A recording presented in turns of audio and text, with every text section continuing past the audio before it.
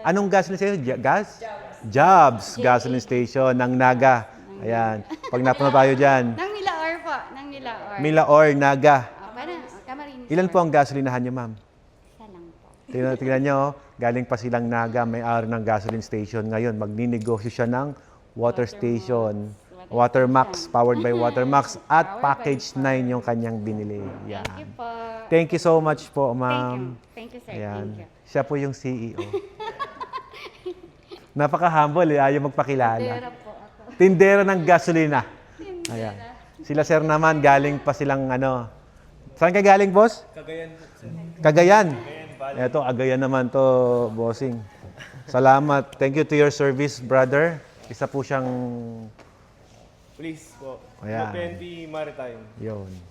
Pabili po ako ng package dito kasi talagang trusted po eh. Thank you. Anong package na bail mo? Yung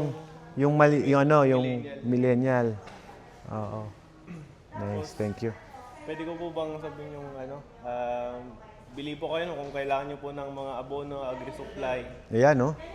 Pwede po kayong bumili sa TNRC Agri-Trading Yan. sa Baggao, Cagayan. Yun, sa Baggao, Cagayan. Supply. Negosyo mo yun. Kami po, Oh, yun, oh. Ano pangalan? TNR? TNRC Agri-Trading. Yan, Baggao, TNRC Cagayan. Agri-Trading sa Baggao, Cagayan. Nakapunta na ako dyan eh.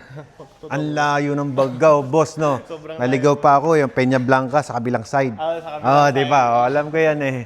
Punta ko na wala dun sa Oo, doon pa ako dumaan sa National Road na hindi natapos noon. Walang signal. walang signal. Oo, nabalaho ako doon sa Baggao. Pero maganda yung lugar nila, mabilis ang development ngayon sa Baggao, Cagayan, no? Opo, may Kapag nagja-Jollibee kami, pupunta ng Tugigaraw. Tugigaraw kasi walang Jollibee doon. Alam ko na, no?